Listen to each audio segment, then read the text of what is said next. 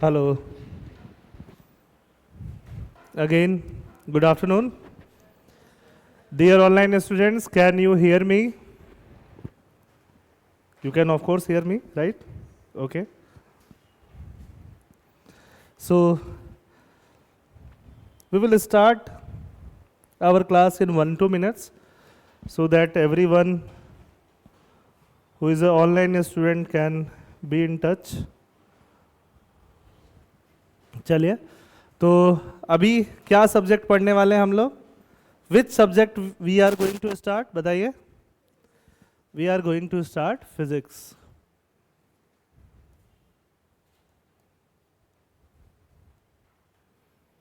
Physics, ठीक है, ठीक. अच्छा, अब फिजिक्स में मुझे बताइए कि आप में से कितने लोगों ने मैथमेटिक्स ले रखा है, कितने लोगों ने बायोलॉजी ले रखा है? बताइए पहले. मैथमेटिक्स वाले आपने दोनों ले रखा है? दोनों ले रखा है. दे आर मैथमेटिक्स ओनली, ठीक है. आप बायो वाले बताइए, बायो वाले कौन कौन है? आप लोग 4 पीछे वाले, आप भी ओनली बायो?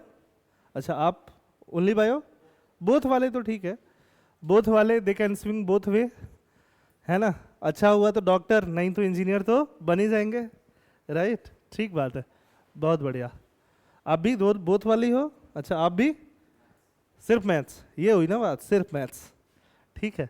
तो मैंने भी सिर्फ मैथ्स लिया था और मैथ और बायो दोनों नहीं लिया था, ठीक है. मैं अपने बारे में थोड़ा बता दूं. My name is Prashant Kumar Mishra.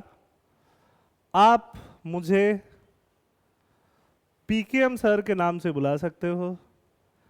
इसी नाम से मुझे लोग 12 साल से बुला रहे हैं, ठीक है ना. इतना बड़ा नाम लगता है तो प्रशांत सर भी बोल सकते हो, पीकेएम सर भी बोल सकते हो. फिजिक्स वाले सर मत बोलना, उससे फिजिक्स वाला सुनाई देता है, ठीक है. उसका कुछ लॉजिक नहीं है. तो this is my name. I am a graduate from IIT Dhanbad. IIT Dhanbad से मैं पास आउट हूँ इन 2013 और तभी से पढ़ा रहा हूँ, है ना. तो वी आर हियर इन 2025. तो from last 12 years I have been teaching. I have started teaching physics in around 2010 only in my college, है ना. तो कॉलेज के बाहर मैं जाता था, वहाँ पे जो इंस्टीट्यूट होती थी वहाँ पे एक घंटे पढ़ा एक क्लास लेके आता था. After 2013 I am teaching full fledgedly. और I started with Dhanbad only, then I went to Delhi. Delhi I taught for 1 year, then I went to Kota. Kota I taught for 4 to 5 years in Allen career institute. वहाँ पे मैंने first rank NEET, first rank AIIMS, इन सारे candidate को पढ़ाया हुआ है. 2015 में इनको पढ़ाया था. इसका सिलेक्शन 16 में हुआ और इनको 16 में पढ़ाया था एम्स वाली को. उसका सिलेक्शन 2017, 11, 12 ऐसे करके. तो this is brief introduction about me, है ना, ठीक है. After that you might be wondering कि उसके बाद मैंने क्या किया. उसके बाद भी पढ़ा ही रहा था, बट जब आप फर्स्ट रैंक पढ़ा लेते हो तो आपको लगता है अब आपने दुनिया में सब अचीव कर लिया, सबको पढ़ा लिया, ठीक है. फिर कुछ और करते हैं, नॉलेज का डेफिसिट लगने लगा. ऐसा लगने लगा कि दुनिया सिर्फ साइन थीटा कॉस थीटा में चल रही है और न्यूटन्स लॉ में चल रही है. तो फिर I started reading various books, है ना, newspapers, different kind of subjects like history, economics, है ना. ये सारे सब्जेक्ट्स पढ़ने लगा. तब मैंने यूपीएससी का भी एग्ज़ाम दे दिया जब पढ़ने लगा. तो यूपीएससी में thrice I reach to the interview stage, ठीक है, but could not clear because I was lacking guidance, है ना. ऐसे ही पढ़ रहा था, पढ़ा भी रहा था, पढ़ भी रहा था. That was just for fun. तो I can swing both way. Mainly I teach physics, but I also teach to the UPSC aspirant. Teach क्या करना है, उनको गाइड करना होता है, ठीक है. तो यहाँ पे आपको मैं क्या पढ़ाऊँगा, फिजिक्स पढ़ाऊँगा. और फिजिक्स में हम लोग किससे स्टार्ट करेंगे? हम लोग जिससे स्टार्ट करेंगे उस टॉपिक का नाम है बेसिक मैथमेटिक्स. किससे स्टार्ट करेंगे? बेसिक मैथमेटिक्स, ठीक है. अच्छा, एक बात ध्यान से सुन लीजिएगा आप लोग, है ना. You have started your 11th class, right. तो 11th क्लास स्टार्ट करना बहुत अच्छा लगता है और at the same time 11th class कई बार थोड़ा ओवरवेलमिंग हो जाता है. ओवरवेलमिंग समझ रहे हो ना. 10th क्लास तक बहुत मजे में चल रहा है. 11th क्लास में अचानक से कंटेंट एंड इंफॉर्मेशन बढ़ जाता है. और दिमाग को उतना लोड लेना पहले से आता नहीं है ना, तो ओवरवेलमिंग लगता, अचानक से ढेर सारा आ गया, ठीक है, तो ढेर सारा आ गया और वो लोड लेते लेते 1 साल लग जाता है, 12th में जाके लगता है कि अब ओवरवेलमिंग नहीं है, ठीक बात है, बट 3-4 महीना थोड़ा सा ओवरवेलमिंग जैसा लगता है। मतलब 10th क्लास में स्कूल गए, स्कूल से आए 1-2 घंटे पढ़ लिया, हो गया, बट 11th क्लास में वैसा नहीं होगा। स्कूल गए, स्कूल से आए, फिर इंस्टीट्यूट गए, फिर इंस्टीट्यूट से आए, फिर घर पे पढ़े, फिर सोए, फिर स्कूल गए। समझ में आई बात? तो यहाँ पे आपको अपने लिए जो टाइम मिलता है वो थोड़ा कम हो जाता है, ठीक है, और लाइफ का पर्पस ही वही है, आप अपने लिए ही टाइम बढ़ाना चाहते हो इन फ्यूचर, ठीक है। आप क्यों डॉक्टर बनना चाहते हो, आप क्यों आईआईटी निकालना चाहते हो? क्योंकि डॉक्टर इसलिए बनना चाहते हो कि एक बार जब डॉक्टर आप बन जाओ फिर आप अपने शर्तों पे काम कर पाओ, है ना। डॉक्टर बन गया, आपने मेडिकल एमबीबीएस वगैरह पढ़ लिया, आपको एमडी करना, आपने एमडी भी कर लिया, आप हो गए 27-28 ईयर्स के, ठीक है, 3-4 साल आपने थोड़ा मेहनत और कर लिया, 32-33, ठीक है। Now you are just working for 5-6 hours in a day, कि 5-6 hours I will work and that too for 20 days, बाकी 10 दिन में घूम के आऊँगा, है ना। बस कश्मीर नहीं जाना है घूमने के लिए, समझ में आई बात? पहलगाम तो बिल्कुल नहीं जाना है, ठीक है, otherwise you can go everywhere, है ना। पाकिस्तान तो वैसे ही नहीं जाओगे, ठीक है, वहाँ जाके मिलेगा क्या, बट बाकी other countries you can go, you can visit European countries. तो आपको क्या चाहिए? आपको एक ऐसा करियर चाहिए जिसमें आप लाइफ लॉन्ग वो करियर को परस्यू कर पाओ, ठीक है। लाइफ लॉन्ग परस्यू क्या कर पाओगे? डॉक्टर बनोगे तो obviously you can pursue it for life long, है ना। और बाद में at a certain age, suppose अभी मेरा जो एज है 33, after the age of 33-34 you will have that much luxury कि आप आराम से सिर्फ, है ना, महीने में 20 दिन काम करो, 10 दिन घूमो, कोई दिक्कत नहीं है। लाइफ में आप चाहते भी यही हो कि रिलैक्स्ड लाइफ हो और एक स्टेटस वाली लाइफ हो, तो वो अभी के 1-2 साल का हार्ड वर्क बहुत ज़्यादा डिमांड करेगी, 11th क्लास का और 12th क्लास का। हार्ड वर्क का मतलब कुछ नहीं है, बस बी रेगुलर, बी कंसिस्टेंट, है ना। अभी हमारा क्रैश कोर्स भी चल रहा है, जो बच्चे 12th कर चुके हैं उनके लिए क्रैश कोर्स का ड्यूरेशन कितना है? 45 डेज, ठीक है। 45 डेज में 10 दिन तो उन्होंने बिहू मनाया, अब बताओ फिर कैसे सिलेक्शन होगा? होगा क्या? नहीं होगा। तो बिहू हर साल आएगा और साल में 3 बार आएगा, ठीक है। तो 1-2 साल थोड़ा अगर हम कम भी बिहू मनाएं तो चलेगा। वैसे तो क्लासेज आपकी जानबूझ के बिहू के बाद ही स्टार्ट करी गई हैं कि 1 साल वाला बिहू तो यही चला जाएगा, और अगला बिहू जो आएगा जनवरी वाला, है ना, उसको कौन सा बिहू बोलते हैं हम लोग? बोहाग, माघ बिहू, हाँ, माघर बिहू जब आएगा तब तक सिलेबस ऑलमोस्ट 11th का खत्म भी हो जाएगा। समझ में आई बात, है ना। तुम भी 11th क्लास में हो?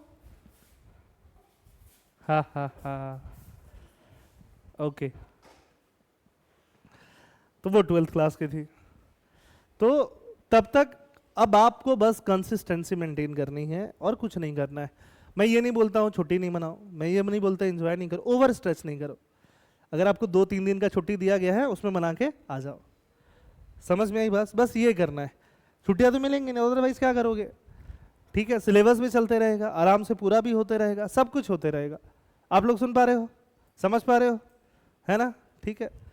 तो सिलेबस आराम से पूरा हो जाएगा हमारा एग्जाम तक, कुछ दिक्कत ही नहीं है। तो आपको बस क्या करना है, जस्ट बी कंसिस्टेंट, और उसमें सबसे पहला स्टेप है क्लास नहीं छोड़ना है। क्या नहीं छोड़ना है? Class. Yes please, no no it's okay, please come. I am aware of the Guwahati's traffic, and with your helmet I can see that why are you late, ठीक है। स्कूल कब खत्म होता है आपका? 1:45 हो जाता है, बहुत बढ़िया, ठीक है। कहाँ रहते हैं आप? बस तब तो एक्सट्रीमली सॉरी बनता था ठीक बात है। चलिए, तो अब हम लोग क्या करेंगे, मैं आपको कुछ कुछ चीज़ें बताऊंगा, है ना। करना क्या है, मैं क्लास में आपको कॉन्सेप्ट्स पढ़ाते जाऊंगा और क्लास में ही आपको न्यूमेरिकल सॉल्व कराते जाऊंगा। क्या सॉल्व कराते जाऊंगा? न्यूमेरिकल्स। तो कॉन्सेप्ट्स पढ़ते जाओ और न्यूमेरिकल सॉल्व करते जाओ, ठीक है। उसके बाद क्या होगा, घर पे जाके और ज़्यादा क्या करो, प्रैक्टिस करो, ठीक है। फिर उसमें से जो क्वेश्चन नहीं आए, अगले दिन क्लास में आके पहला काम वो डाउट होगा, फिर क्या होगा नेक्स्ट दिन का, फिर कॉन्सेप्ट होगा, फिर कॉन्सेप्ट पे क्या होंगे, न्यूमेरिकल्स होंगे।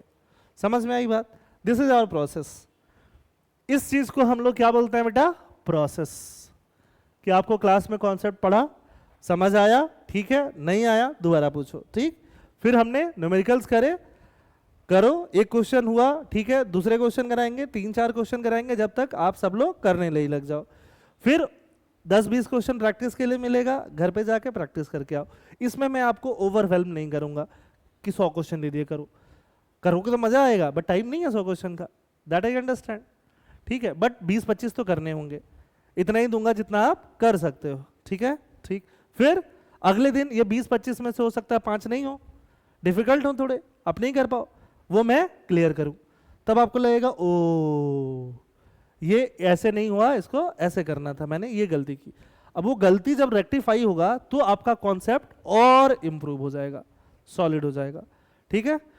फिर आप क्या करोगे, फिर नया कॉन्सेप्ट आएगा, फिर नए तरीके से न्यूमेरिकल, फिर नए तरीके से आपको प्रैक्टिस के लिए होमवर्क, फिर अगले नए तरीके से आपको अगले दिन डाउट पूछना होगा। ये पूरा प्रोसेस है और इस प्रोसेस का कोई भी स्टेप मिस नहीं होना चाहिए। अगर स्टेप मिस होता है तो सबसे बड़ी इशू जो है हमारे लिए वही है ना, ठीक है। सबसे बड़ा इशू यही है कि आपने इसमें से कोई चीज़ मिस कर दिया, या तो आपने यहाँ पे न्यूमेरिकल्स नहीं किया बैठे हुए हो, या तो आपने घर पे जाके प्रैक्टिस नहीं किया, या तो आपने डाउट नहीं पूछा, हेजिटेट करते रह गए कि मैं क्यों पूछूं, बगल वाला पूछे ना, तुमको लग रहा है कि उन लोगों से हो गया है, उनको लग रहा है तुमसे हो गया है, हुआ किसी से नहीं है, अब मुझे लग रहा है सबसे हो गया है, हुआ किसी से नहीं। तो डोंट हेजिटेट, 2+2 भी पूछना है तो पूछ लो। समझ में आई बात? 11th क्लास के student should not feel like कि उनका बहुत इज्जत है, अगर कुछ पूछ लेंगे तो इज्जत डाउन हो जाएगा, ऐसा नहीं होता है। समझ में आई बात है ना? इज्जत डाउन वाउन होने वाली जैसे कोई चीज है ही नहीं। अभी इज्जत बनेगा बाद में, कम से कम 18 तो हो जाओ, ठीक है, या 25 तो हो जाओ, 25 के बाद हम बोलेंगे yes you are a full grown human, man और वुमेन जो भी है, ठीक है। तो स्टेप कोई मिस नहीं होना चाहिए। क्लासेस करते रहो, कॉन्सेप्ट समझते रहो, न्यूमेरिकल्स करते रहो, प्रैक्टिस करते रहो, डाउट पूछते रहो, सब कुछ कर लेना है। एक मेरे लिए एक आप नोटबुक बनाइए, हम लोग एक नोटबुक से पढ़ना स्टार्ट करेंगे। We will just use our और नोटबुक, जिसमें मैं जो क्लासेस लूंगा वो आप लिखते जाओगे। एक नोटबुक में क्लास के क्या रहेंगे, क्लास में जो भी चीजें होंगी, what ever things will be in the class, वो सब उसमें लिखोगे। और अलग से घर पे प्रैक्टिस के लिए, होमवर्क की प्रैक्टिस के लिए there will be another notebook, ठीक है। होमवर्क के लिए क्या होगा, अनदर नोटबुक, और क्लास के लिए क्या होगा, वन नोटबुक, ठीक। इसी तरीके से आप क्या करोगे, क्वेश्चंस करोगे, ठीक है, ठीक है। घर पे जाओगे तो इसमें करोगे, इसको भी लेके आओगे, और क्लास में रहोगे तो सब कुछ इसमें लिख रहे होगे। गलत भी होगा तो भी इसी में लिखोगे, फिर वो गलत काटोगे, फिर मैं बताऊंगा वो लिखोगे, फिर जब आप रिवीजन करोगे तो आपको याद आएगा अच्छा तुमने ये गलत किया था, ठीक है। तो everything is part and process, तो बस ऐसे करके हमें काम करना है ना। तो हम लोग स्टार्ट करते हैं अपना जो टॉपिक पढ़ना है, that is basic of mathematics. Basics of mathematics. अच्छा, बेसिक ऑफ मैथमेटिक्स, वैसे तो हम लोग फिजिक्स पढ़ रहे हैं, तो फिजिक्स में क्योंकि बहुत सारा मैथमेटिक्स यूज में आता है, कहाँ आता है, यूज में।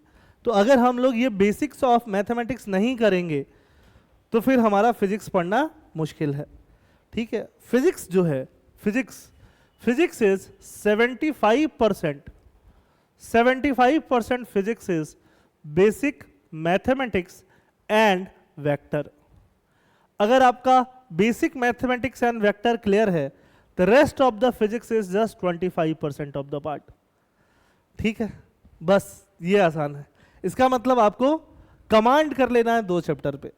एक तो आपको राकेश सर ने वेक्टर पढ़ाना स्टार्ट किया होगा शायद, और एक तो मैं आपको क्या पढ़ा रहा हूं, बेसिक मैथमेटिक्स। अगर आपने ये 2 चैप्टर पे कमांड कर लिया तो फिजिक्स में कभी टेंशन नहीं होगी।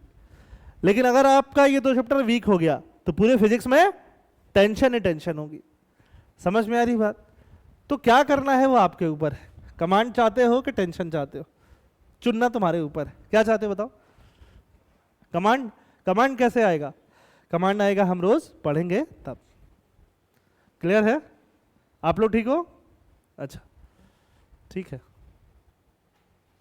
बेसिक मैथमेटिक्स, अब चलो बेसिक मैथमेटिक्स में हम लोग सबसे पहले क्या पढ़ाना है स्टार्ट करेंगे। बेसिक मैथमेटिक्स में हम लोग सबसे पहले स्टार्ट करेंगे ट्रिगोनोमेट्री से। किससे स्टार्ट करेंगे? ट्रिगोनोमेट्री, है ना। अब हो सकता है 10th क्लास में या 9th क्लास में आपने इससे रिलेटेड थोड़ा बहुत चीज़ पढ़ा हो, बट मैं भूल जाता हूँ कि आपने कुछ पढ़ा हुआ है।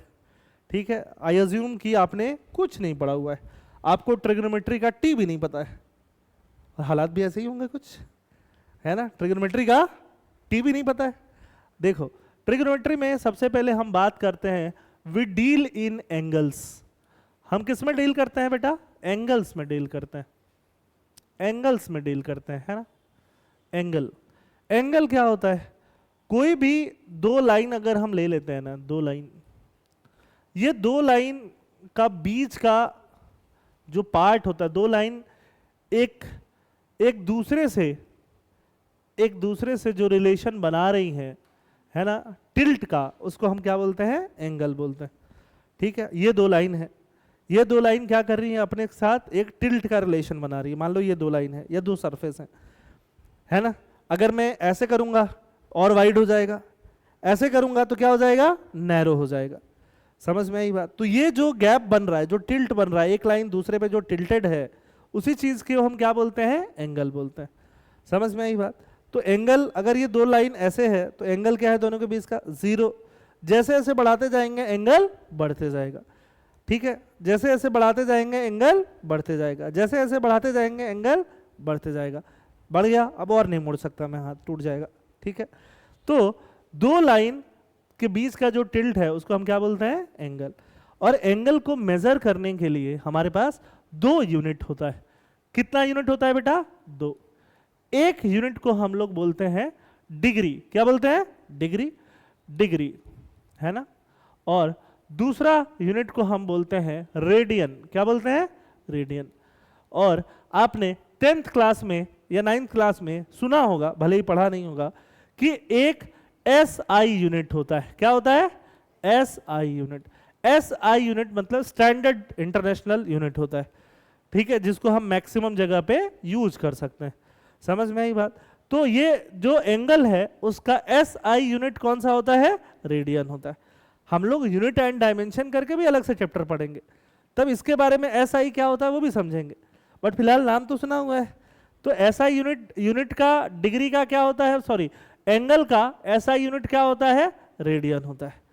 समझ में आ गई बात? अच्छा, अब ये जो डिग्री होता है, अब कैसे होता है यहां तक लिख लो एक बार आप लोग, please write till here. Dear online students, जो लोग लाइव हो प्लीज हाय तो लिख दो, कुछ तो बोल दो।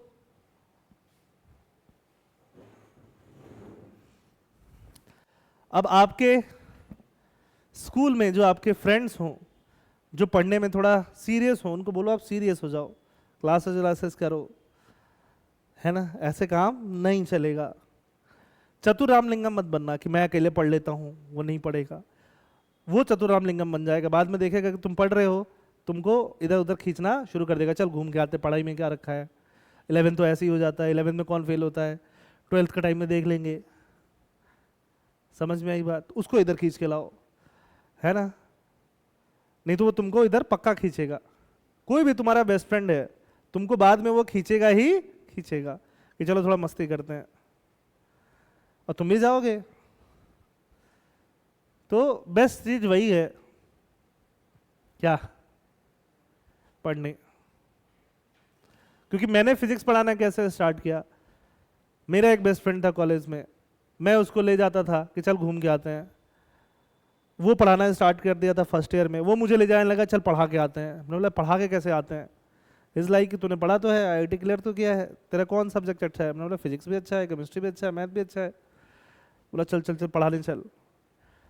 फिर वहाँ इंस्टीट्यूट था, वहाँ ले गया, फिर उन्होंने पूछा सर ने, जो वहाँ पे हेड थे, ठीक है, कि आप क्या पढ़ा लोगे? आई वाज लाइक सब पढ़ा सकता हूँ। लाइक फिजिक्स टीचर की जरूरत है, पढ़ा लोगे? छोटे छोटे टॉपिक्स पढ़ाने हैं बाद वाले, आई लाइक बिल्कुल पढ़ा लेंगे। सेमीकंडक्टर हम लगे तो, हम तो इलेक्ट्रॉनिक्स इंजीनियर, सेमीकंडक्टर ही तो पढ़ रहे हैं फर्स्ट ईयर से, है ना, लाइक तो पढ़ा दो, फिर मैंने पढ़ा दिया, ठीक है।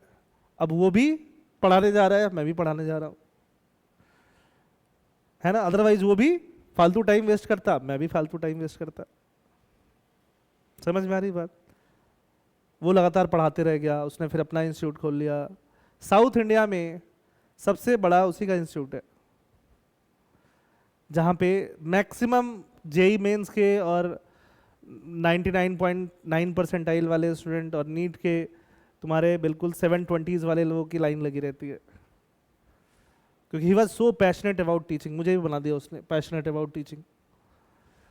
तो अगर तुम घूमने में पैशनेट हो गए, तुम्हारा दोस्त है तो तुमको बना देगा। 11th क्लास 12th क्लास या आगे के 4-5 साल आपके ऐसे होंगे कि आपका जो पीयर ग्रुप है वो आपके लाइफ में सबसे इंपॉर्टेंट होता है ना। अब भगवान की बात एक बार के लिए मना कर दोगे, उसकी बात नहीं मना करते हो, सही बात है कि नहीं?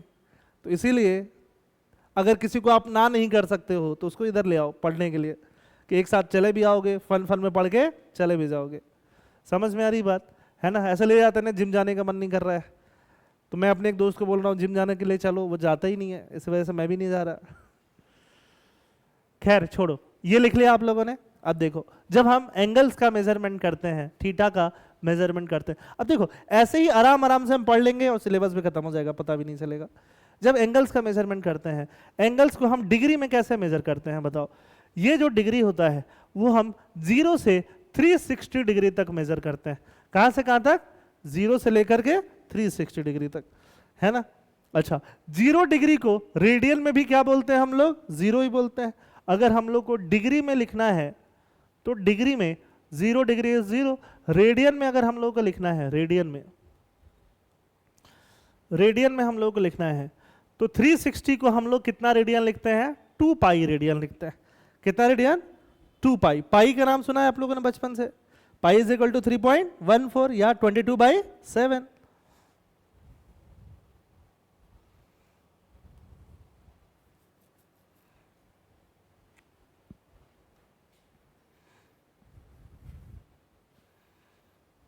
ठीक है,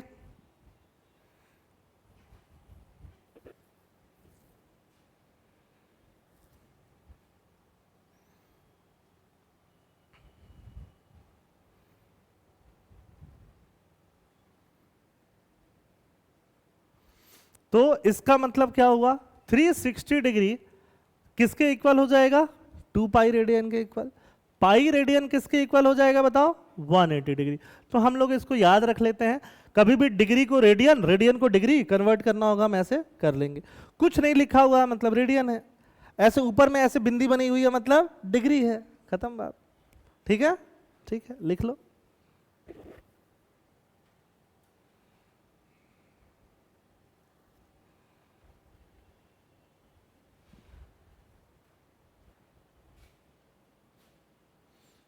आप लोग लास्ट बेंच समझ में आ रहा है? तुम लोग तो पता है पहले से, नहीं पता?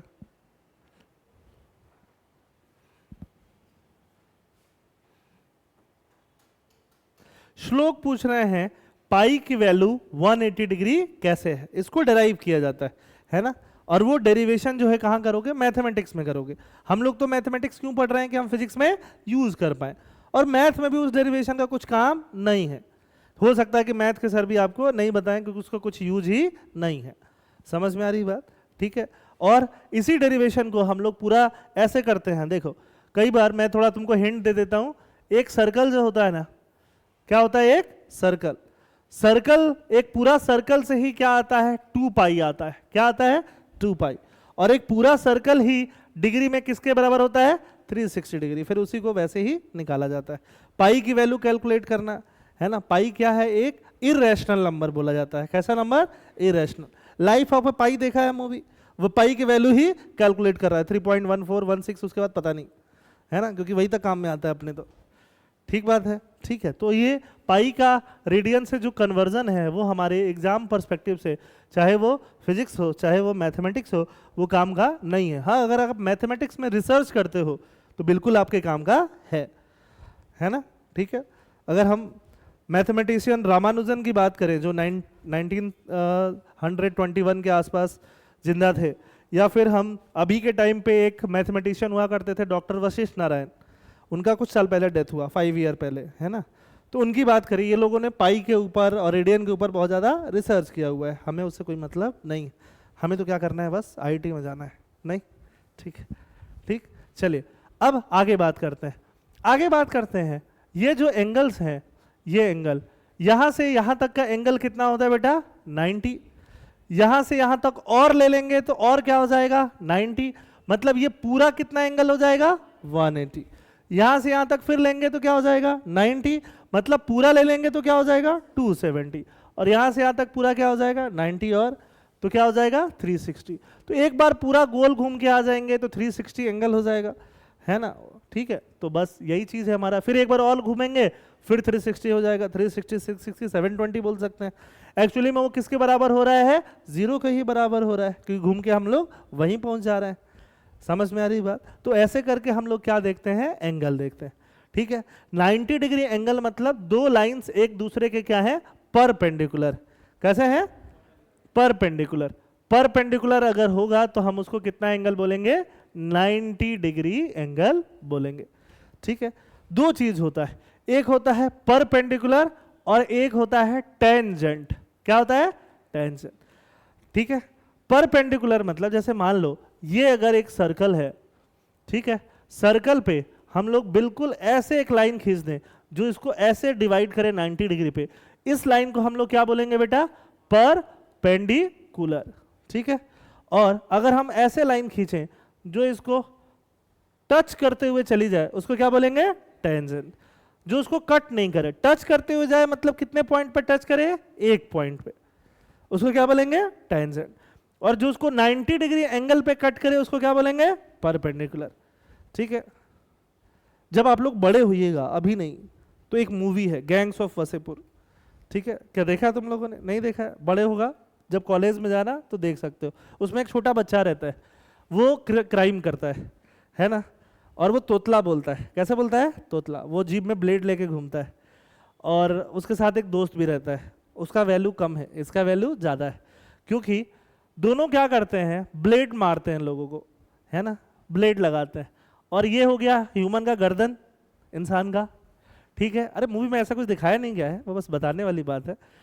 तो एक बोलता है इसका नाम है परपेंडिकुलर, इसका नाम है टेंजेंट, मेरा नाम है परपेंडिकुलर। तो अगर ये नेक है तो ऐसे टच करते हुए ब्लेड निकल गया मतलब टेंजेंट, मतलब गला कटेगा नहीं, और ऐसे ऐसे लग गया मतलब परपेंडिकुलर, मतलब कट जाएगा। समझ में आई बात। तो लोग उससे पूछते थे क्या नाम है तुम्हारा, तो बोलता था परपेंडिकुलर। समझ में आई बात, क्योंकि वो एकदम ऐसे काट देता था, ठीक है। तो परपेंडिकुलर का मतलब समझ में आया, कि जो ऐसे एकदम काट दे उसको क्या बोलते हैं, परपेंडिकुलर, और जो ऐसे टच करके निकल जाए उसको क्या बोलते हैं, टेंजेंट। आगे बात समझ में, ठीक है ना, भूलोगे तो नहीं, ठीक है। यहां तक कुछ डाउट,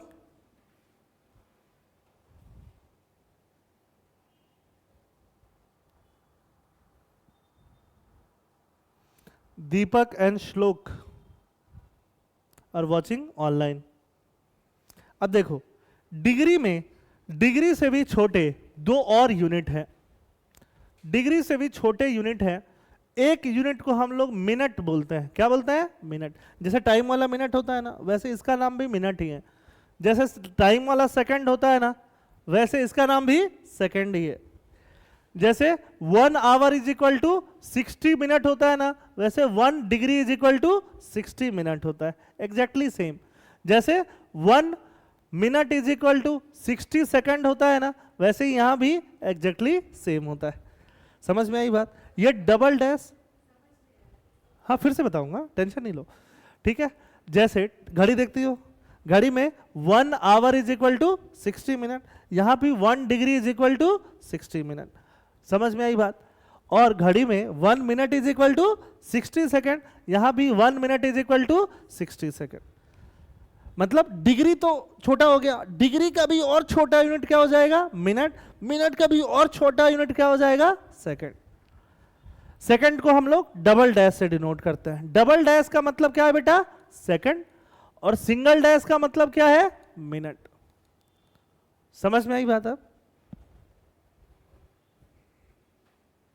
हा हा हा। अब समझ पा रहे हो?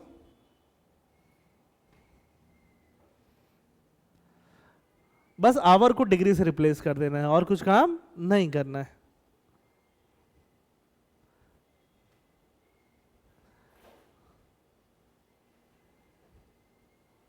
और बताओ तुम लोग कैसे हो? ठीक हो?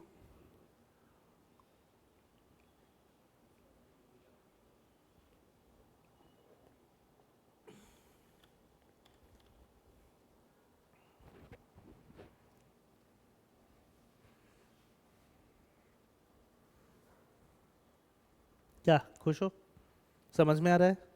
अच्छा, अब अगर हमें कन्वर्ट करना है, for example suppose we have to convert 5 degree 30 minute, इन सबको मिनट में कन्वर्ट कर दो। Convert all in minute, convert all in minute. तो कैसे क्या करेंगे? 5 डिग्री, 1 डिग्री किसके इक्वल होता है? 60 मिनट। 5 इंटू 60 और प्लस पहले से कितना मिनट है? 30 मिनट, है ना? तो ये कितना मिनट ओवरऑल हो जाएगा बेटा? 330 मिनट।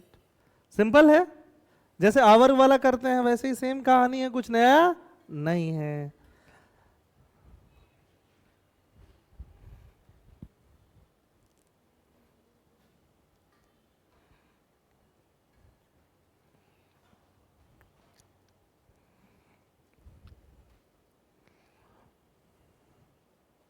ठीक है? खुश हो? समझ में आ रहा है? मजा आ रहा है कि नहीं? ऐसा लग रहा है ना आए तो सही जगह आए? नहीं, घर पे बैठे होते तो टाइम वेस्ट होता, ऐसे ऐसे रील करते खाली।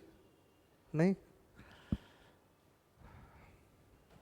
जब से जियो आया ना, जियो मेरा एकदम टॉपर स्टूडेंट था।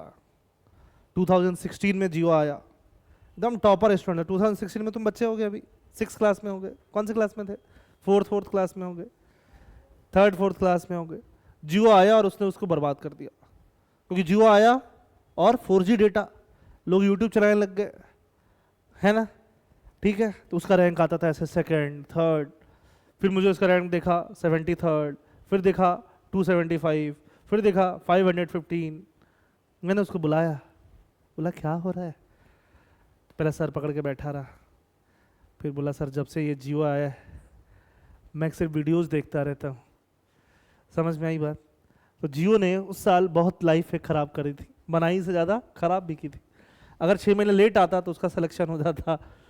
ठीक है, नहीं हुआ सिलेक्शन, टाइम वेस्ट करोगे कहाँ से होगा? Self control is very very important life में।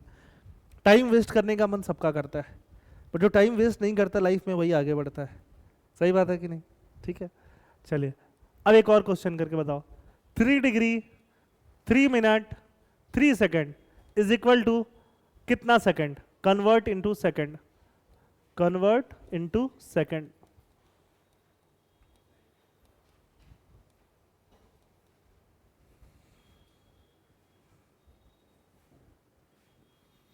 करो सब लोग, सब तुमसे ही कराऊंगा मैं, खुद नहीं करूंगा मैं। कॉन्सेप्ट हो गया, अब प्रैक्टिस चल रही है थोड़ी। रेयर बियर्स,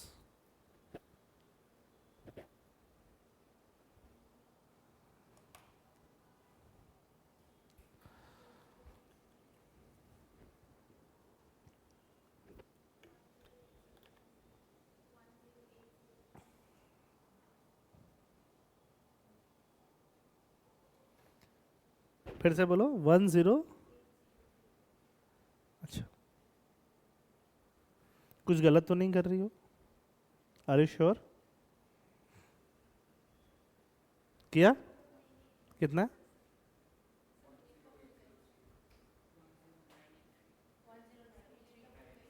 हाँ, बहुत बढ़िया।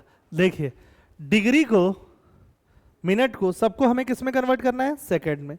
तो सबसे लास्ट वाला सेकंड है, सेकंड को सेकंड रहने देते हैं, फिर प्लस कर देते हैं, फिर बीच वाला क्या है? मिनट। मिनट को डिग्री में, मिनट को सेकंड में कन्वर्ट करने के लिए किससे मल्टीप्लाई करना पड़ेगा? 60। तो ये भी सेकंड, ये भी सेकंड। यहां तक कोई डाउट है? अब आगे वाला कौन बच गया है? डिग्री। डिग्री को मिनट में कन्वर्ट करने के लिए कितना चाहिए? 60। फिर वापस सेकंड में कन्वर्ट करने के लिए एक और क्या चाहिए? 60, है ना। फिर यहां पे डैश डैश, ये 3600 इंटू 3, 3600 इंटू 3 क्या हो जाएगा? 10800, है ना, ठीक है। प्लस ये क्या होगा? 180, ये क्या होगा? 3। गलती समझ में आया? बीच वाला खा गए थे। ऐसे ही ऑप्शन बनाता हूं मैं कि बीच वाला मैं भी खा जाऊंगा, गलत कर दोगे, है ना। क्या फायदा होगा? इतना आसान लल्लू तो है, कुछ तो है इसमें। 3, 8, 9 और क्या आएगा? 0, 1, ऐसा कुछ आएगा। ये क्या आ जाएगा? सेकंड। मुश्किल है? तो बस कन्वर्जन समझ गए। क्या ये कन्वर्जन बहुत ज्यादा एग्जाम में आएगा? शायद इतना जरूरत नहीं आएगा, बट मान लो आ गया तो आ गया, है ना। ठीक है, आगे चले। गुड। श्लोक गलत किया आपने। चलिए, अगर मैं आपको बोलूं आगे से, क्या बोलूं? 540 डिग्री, इसको रेडियन में बदलिए, कितना रेडियन होगा बताइए?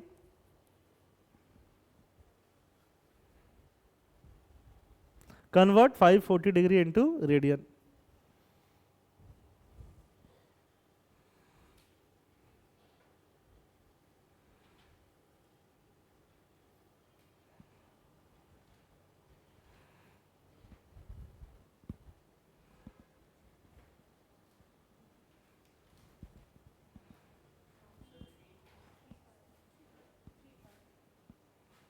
थ्री गलत है, 3 पाई।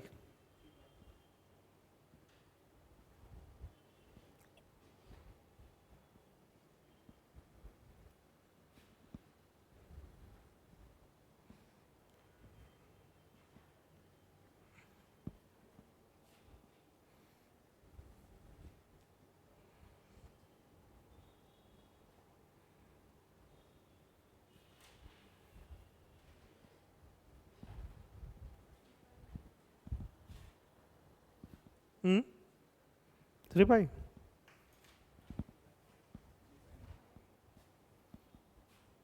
थ्री पाई, ठीक है। कुछ करना थोड़ी है, हमारे पास एक इक्वेशन है, pi radian is equal to कितना डिग्री? 180 डिग्री, है ना, यही है। तो मतलब सीधे सीधे 180 डिग्री को डिवाइड करोगे, pi by 180 radian is equal to कितना डिग्री? 1 डिग्री, है ना। तो अगर 1 degree is equal to pi by 180 radian, तो 540 degree is equal to pi by 180 into 540 radian. समझ में आई बात? जस्ट ऐसे ऐसे काट दो, कितना आ जाएगा? 3 पाई रेडियन। ठीक है, ठीक। तो कन्वर्जन कर लोगे तुम लोग, कुछ खास तो नहीं है। कन्वर्जन्स आएंगे, कन्वर्जन्स आर इंपॉर्टेंट, ठीक है।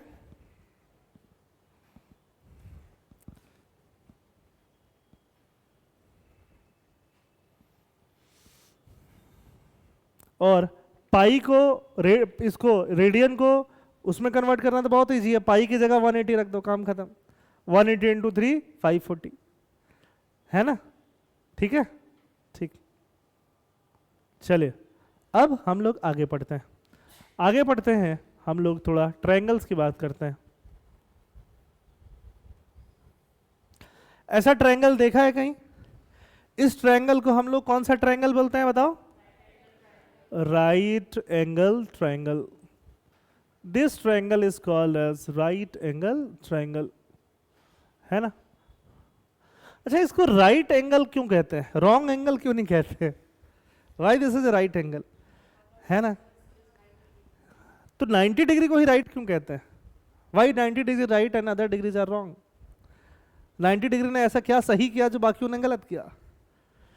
ठीक है, जैसे घर में हम खड़े हैं, सोचा है नहीं सोचा है, घर में खड़े हैं, घर बन रहा है ऐसे, ठीक है, तो ऐसे दीवार खींची जा रही है, दीवार टेढ़ी हो जाए तो इंजीनियर को लगेगा ना कि समथिंग इज नॉट राइट, है ना, नाउ समथिंग इज राइट। समझ में आई बात? तो जब पहली बार ऐसा ट्रिग्नोमेट्री बन रहा होगा, है ना, तो उनको लगा होगा कि ये जो है वही राइट है, अच्छा लग रहा है, अदरवाइज ऐसे ऐसे होगा तो गिर जाएगा बिल्डिंग। समझ में आई बात? तो that's why this was called as right angle. ठीक है, तो राइट एंगल में ये वाला एंगल कितना हो जाता है? 90 डिग्री। ये जो नीचे है इसको हम लोग किस नाम से जानते हैं? हम लोग बेस के नाम से जानते हैं। और ये जो सामने है इसको हम लोग किसके नाम से जानते हैं? परपेंडिकुलर के नाम से जानते हैं। और ये जो यहाँ पे है उसको हम किसके नाम से जानते हैं?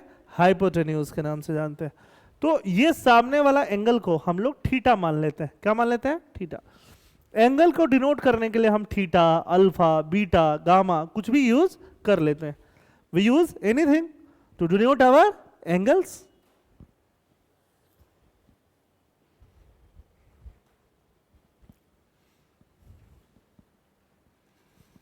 ठीक है,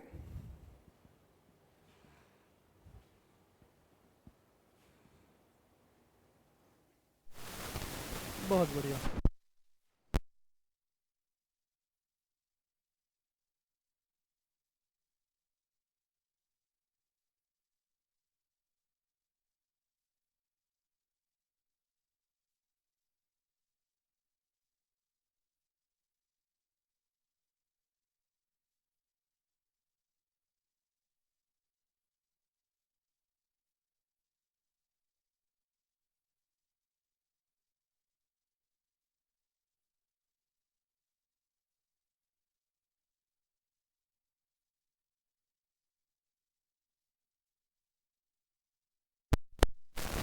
नहीं, देखो अब आवाज आ रही है बाहर। हेलो, क्यों नहीं चल रहा है? अब चलने लगा।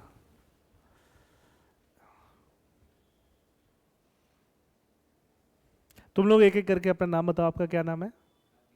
नवनीत। अच्छा, आपका? अंकित। आपका? अपूर्ति। अपूर्ति, अच्छा, गुड। आपका? अच्छा, आपका? फिर से बोलिए, आवाज ढक जा रही है। अच्छा, ठीक है। आप लोग का? आप लोग तो नहीं बोलोगे? बाकी ठीक है? आप लोग पढ़ाई अच्छा कर रहे हो? पक्का ना? ठीक है, तो हम लोग राइट एंगल ट्रायंगल पढ़ रहे थे। राइट एंगल ट्रायंगल में अगर ये एंगल को हम लोग थीटा मान लेते हैं, थीटा के सामने वाला क्या है? परपेंडिकुलर। सबसे बड़ा वाला क्या है? हाइपोटेन्यूस। और ये वाला क्या है? बेस। ठीक है, तो हमारे पास बहुत सारे नए नए इक्वेशन आते हैं। हम लोग एक वैल्यू पढ़ते हैं जिसको क्या बोलते हैं? Sine theta. साइन थीटा का डेफिनेशन क्या बोलता है कि साइन थीटा किसके बराबर होता है? साइन थीटा होता है परपेंडिकुलर डिवाइड बाय हाइपोटेन्यूस। ठीक है, परपेंडिकुलर को हम लोग अगर P के नाम से डिनोट करें और हाइपोटेन्यूस को हम लोग H के नाम से डिनोट करें तो साइन थीटा क्या हो जाएगा? P by H। वैसे ही कॉस थीटा हम लोग पढ़ते हैं। Cos theta is equal to base divide by hypotenuse. तो बेस क्यों हम लोग किसके डिनोट करते हैं? B से। और हाइपोटेन्यूस को कैसे डिनोट करते हैं? H। समझ में आ रही बात? ठीक है, कॉस थीटा साइन थीटा हो गया। फिर कौन सा थीटा आएगा? टैन थीटा आएगा। टैन थीटा को हम लोग कैसे डिनोट करते हैं बताओ? Sine theta divide by cos theta से। साइन थीटा की वैल्यू कितनी है बताओ? P by H। Cos theta की वैल्यू बताओ कितनी है? B by H। H H स्वाहा। तो क्या बचेगा बताओ? P बाई B, मतलब परपेंडिकुलर बाई बेस। ठीक है, समझ में आ रही बात है ना? अब मुझे एक बात बताओ, इन तीनों में कौन सा बड़ा होगा? हाइपोटेन्यूस। क्या हाइपोटेन्यूस किसी भी कंडीशन में परपेंडिकुलर या बेस से छोटा होगा क्या? राइट एंगल ट्रायंगल में नहीं होगा। मतलब hypotenuse is always greater than perpendicular और बेस। मतलब साइन को देखो नीचे हाइपोटेनस, बेस कॉस को देखो नीचे हाइपोटेनस, तो नीचे वाला बड़ा है ऊपर वाले से, तो ऊपर वाला छोटा है, नीचे वाला बड़ा है, तो ऐसी वैल्यू 1 से कम ही आएगी ना। किससे कम आएगी? 1 से कम आएगी। समझ में आई बात? जब नीचे वाला बड़ा हो, नीचे वाला मतलब डिनोमिनेटर बड़ा हो और न्यूमरेटर छोटा हो, तो वैल्यू किससे कम आती है? 1 से। तो साइन थीटा और cos theta can never be greater than 1। समझ में आई बात? They will be always less than 1। Clear है यहां तक? ठीक है, ठीक। Sign theta and cos theta can never be greater than 1।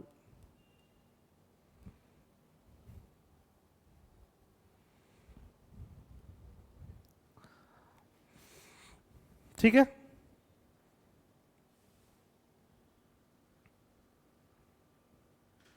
अब देखो, ध्यान से देखो, लिख दो, पहले लिख दो, फिर देखेंगे। ध्यान से देखना, देखो, अगर ये थीटा जो है, थीटा की वैल्यू अगर हम छोटी करते जाएं, क्या करते जाएं? छोटी। देखो ऐसे करते जाऊंगा, थीटा की वैल्यू छोटी होती जाएगी ना। ध्यान से देखो, ट्रायंगल में माई हैंड इज हाइपोटेनस, ठीक है, तो हाइपोटेनस अगर मेरा हैंड है तो मैं थीटा को छोटा करते जा रहा हूं। क्या करते जा रहा हूं? छोटा।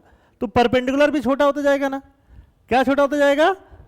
तो जैसे जैसे मैं थीटा को छोटा करते जाऊंगा, परपेंडिकुलर छोटा होता जाएगा, छोटा होता जाएगा, छोटा होता जाएगा। थीटा को बहुत छोटा कर दिया तो परपेंडिकुलर क्या हो जाएगा? बहुत छोटा हो जाएगा ना। थीटा को एकदम छोटा कर दिया तो परपेंडिकुलर क्या हो जाएगा? एकदम छोटा। हाइपोटेनस तो स्टिल बड़ा रहेगा, है ना। तो थीटा को अगर हमने बहुत छोटा कर दिया तो परपेंडिकुलर बहुत छोटा, तो ऑलमोस्ट जीरो ही हो जाएगा। क्या हो जाएगा? जीरो। इसीलिए साइन जीरो की वैल्यू कितनी होती है? बोलो, जीरो होती है। कुछ समझ में आया? वापस देखो, वापस वापस वापस। अगर थीटा को बहुत छोटा बहुत छोटा बहुत छोटा कर देंगे तो परपेंडिकुलर तो छोटा हो रहा है, बेस तो सेम ही है, लेकिन हाइपोटेनस भी छोटा होते जा रहा है। कौन छोटा हो रहा है? तो ये बेस और हाइपोटेनस एकदम बराबर हो जाएंगे, ऑलमोस्ट इक्वल हो जाएंगे कि नहीं हो जाएंगे? अरे बताओ, अगर ये थीटा को हम लोग बहुत छोटा कर दें, ये थीटा को हमने कर दिया बहुत छोटा, ये लो, तो ये रहा हाइपोटेनस, ये रहा बेस, ये ऑलमोस्ट इक्वल हो जाएगा कि नहीं हो जाएगा? है ना। तो base by hypotenuse cos zero क्या हो जाएगा? 1 हो जाएगा। समझ में आई बात? इसीलिए कॉस 0 डिग्री की वैल्यू क्या हो जाती है? 1। क्लियर है? ठीक है, समझ में आ रहा है? अच्छा, अब ये थीटा को 90 करते जाओ। क्या करते जाओ? 90, मतलब एंगल बढ़ाते जाओ। जैसे जैसे एंगल बढ़ाते जाओगे ये 90 होते जाएगा, है ना। तो जैसे जैसे एंगल बढ़ाओगे परपेंडिकुलर बढ़ते जाएगा कि नहीं बढ़ते जाएगा? अरे ये एंगल बढ़ा रहे हो तो परपेंडिकुलर बड़ा होते जाएगा कि नहीं होते जाएगा? परपेंडिकुलर क्या होता जाएगा? बड़ा। ठीक है, अब देखो ऐसे तुमने बहुत बड़ा थीटा ऑलमोस्ट किसके बराबर रखा है? ये मजा नहीं आया।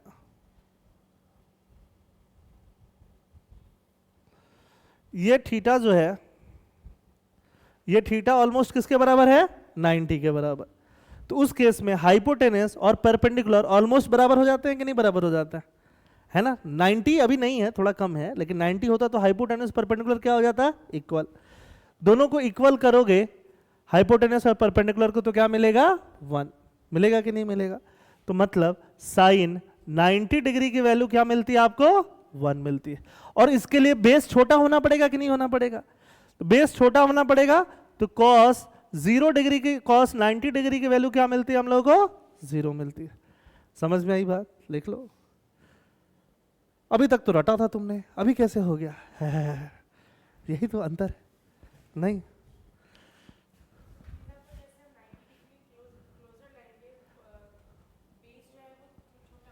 खुद से देखो, अगर बेस छोटा नहीं करोगी तो ये क्लोजर आ ही नहीं पाएगा। आ पाएगा? आ ही नहीं पाएगा। ठीक है, बेस छोटा होना पड़ेगा तभी ये क्लोजर आएगा ना, तभी दोनों 90 के आसपास पहुंच पाएंगे। ठीक है, ठीक है, कोई दिक्कत नहीं ना? ठीक है, बहुत अच्छा। अब tan थीटा क्या है? Sine by cos. tan theta की वैल्यू खुद ही बता सकते हो तुम लोग, tan थीटा डिवाइड कर दो, tan 0 की वैल्यू क्या होगी बोलो? 0, और tan 90 की वैल्यू क्या होगी? 1/0। 1/0 अनडिफाइंड या इंफिनिटी बोलते हैं। क्या बोलते हैं? अनडिफाइंड या इंफिनिटी। एक मैंगो को 0 लोगों में डिवाइड करना है, कितना मिलेगा? बहुत मिलेगा, जब डिवाइड ही किसी में नहीं करना है। ठीक है, एक मैंगो को 0.000000001 में डिवाइड करना है, सब किसी को 10-10 लाख मिलेगा। वही 0.0000000 करते जाएंगे तो और ज्यादा डिवीजन हो जाएगा। समझ में आई बात? तो tan 90 कितना हो जाएगा? इन्फिनिटी। tan 90 वैसे भी tan थीटा क्या होता है? परपेंडिकुलर और बेस। इसमें कितने मतलब है? परपेंडिकुलर से और बेस से, है ना? तो कभी बेस भी बड़ा हो सकता है, कभी परपेंडिकुलर भी बड़ा हो सकता है ना, कुछ भी हो सकता है। तो tan जो होता है वो कोई भी वैल्यू ले सकता है 0 से इन्फिनिटी के बीच में। आई बात समझ में? उसके लिए ये वाला रिस्ट्रिक्शन नहीं लगेगा, है ना? क्योंकि ये वाला रिस्ट्रिक्शन कहाँ लग रहा है? कॉस में और साइन में, क्योंकि हाइपोटेनस तो हमेशा ही बड़ा होगा, हाइपोटेनस तो छोटा नहीं हो सकता। बस बेस और परपेंडिकुलर में तो कोई भी बड़ा हो सकता है। ये लो परपेंडिकुलर बड़ा हो गया, ये लो बेस बड़ा हो गया। समझ में आई बात? वो तो कोई भी बड़ा हो सकता है। आई बात समझ में? तो हम लोगों ने क्या समझा? साइन कॉस की वैल्यू कहाँ आएगी और tan की वैल्यू कहाँ आएगी। Is that very clear? बोलिए, कोई दिक्कत तो नहीं है? अच्छा, कई बार हम लोग क्या करते हैं बेटा, अब अगर कोई चीज 0 नहीं है, क्या नहीं है? 0। अगर साइन थीटा जो है, थीटा जो है बहुत स्मॉल है, क्या है? बहुत small. If theta is very very small but not 0, तो ये थीटा है कि नहीं है? ये क्या है? Theta. If theta is very very small, if theta is very very small, या वेरी स्मॉल भी लिख दूंगा तो चलेगा। If theta is very small, तो साइन थीटा जो था हमारा, है ना, किसके बराबर था? परपेंडिकुलर बाई बेस के बराबर था। तो जब थीटा बहुत छोटा हो जाए,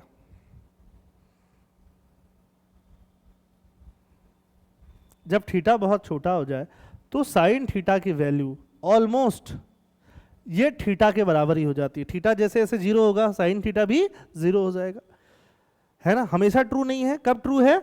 जब ये बहुत छोटा हो जाए, थीटा की वैल्यू क्या हो जाए? बहुत छोटा हो जाए। वो भी एग्जैक्ट नहीं होगा, सिंप्लीफिकेशन है। क्या है? सिंप्लीफिकेशन। समझ में आई बात? क्योंकि साइन थीटा की वैल्यू किस पे डिपेंड करेगी? परपेंडिकुलर बाई हाइपोटेनस पे। तो परपेंडिकुलर छोटा होता जाएगा, जिस हिसाब से थीटा छोटा होगा उस हिसाब से परपेंडिकुलर भी छोटा होगा। समझ में आई बात? और वही काम tan के साथ भी होता है। tan भी किसके पे डिपेंड करता है? परपेंडिकुलर बाई बेस पे। तो वो भी tan थीटा भी, अगर थीटा वेरी वेरी स्मॉल है तो tan थीटा किसके इक्वल होता है? थीटा के इक्वल होता है। समझ में आई बात? बट थीटा रेडियन में होना चाहिए। किस में होना चाहिए? रेडियन में, क्योंकि ऐसा यूनिट डिग्री है कि रेडियन है? रेडियन है। समझ में आई बात? ठीक है, इसको नोट कर लो।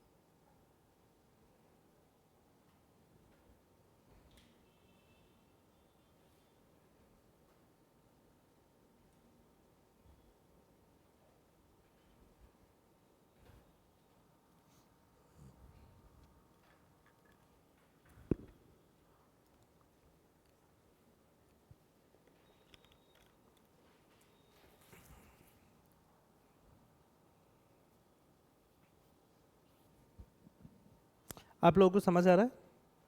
नहीं आया? कौन सा वाला चीज? कौन सा वाला समझ में नहीं आया?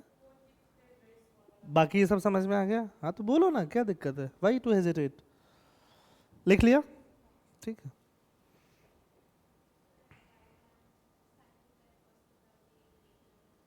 वाई कांट कॉस थीटा और साइन थीटा भी ग्रेटर देन 1, आपको समझ में आया? Why can't sine theta and cos theta भी ग्रेटर देन 1, ठीक है पक्का? आप लोगों को समझ में आया कि साइन थीटा और कॉस थीटा 1 से बड़ा क्यों नहीं हो सकता? समझ में आया? ठीक। आपके समझ में नहीं आया? ठीक, मैं बताता हूँ। तो डोंट हेजिटेट, पहले ही बोल दिया कि हेजिटेट नहीं करना है।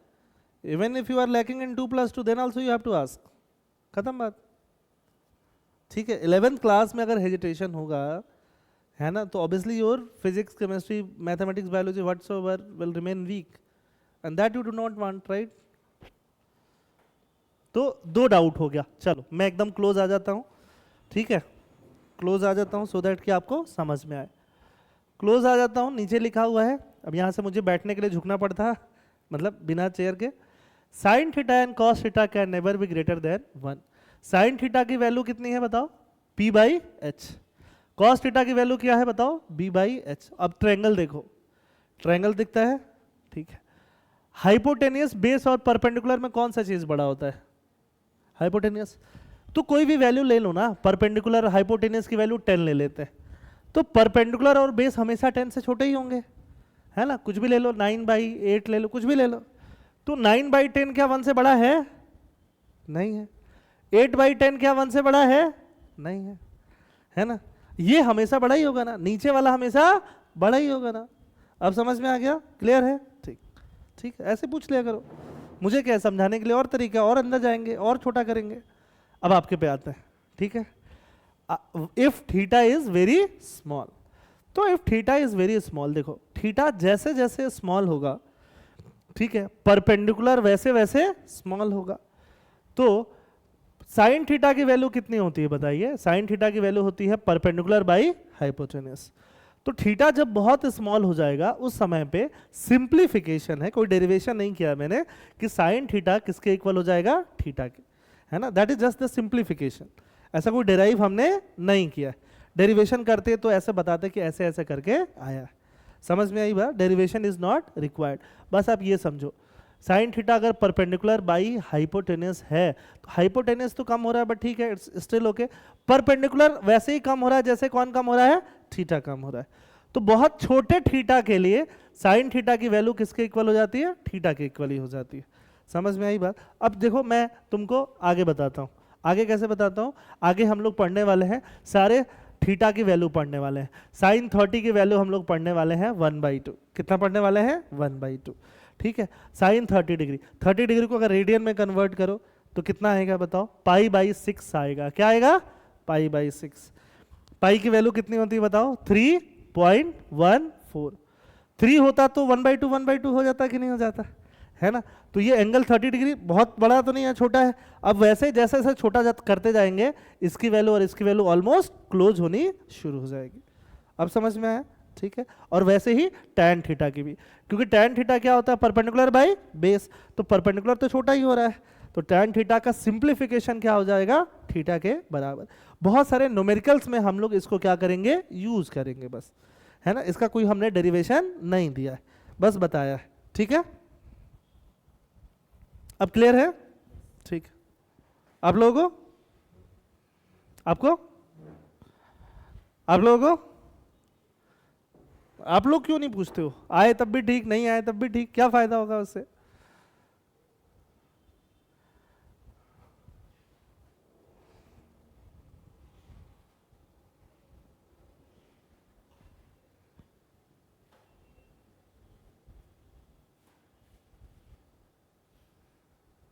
कौन सा चीज? सब ठीक?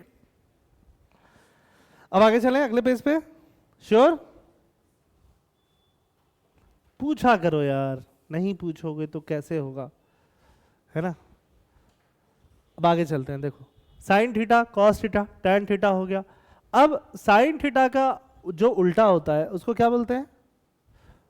बोलो। Cosec theta. कोसेक थीटा मतलब 1/sin थीटा। साइन थीटा को उल्टा कर देंगे तो क्या आ जाएगा? कोसेक थीटा, है ना? सेक थीटा, कॉस थीटा को उल्टा कर देंगे तो क्या आ जाएगा? 1/cos theta, sec theta. और cot theta, cot, cot theta मतलब 1/tan tan थीटा। इनका यूज हमें कम करना होता है, बट फिर भी यूज हो ही जाता है थोड़ा बहुत, ठीक है। तो हमें पता तो होना ही चाहिए, है ना।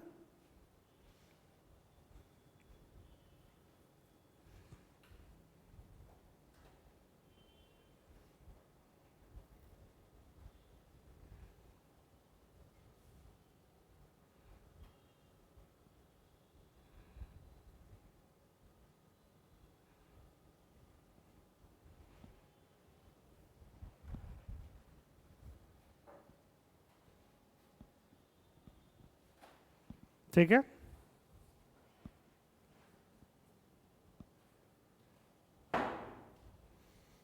अब देखो, अब क्या देखना है। अब साइन थीटा की जो वैल्यू होती है, साइन थीटा की मैक्सिमम वैल्यू कितनी हो सकती है, 1, है ना। और जब साइन थीटा निगेटिव में जाएगा तो मिनिमम वैल्यू कितनी होगी, -1। ये आगे बताएंगे कैसे होगा, ठीक है, टेंशन लेने की जरूरत नहीं है।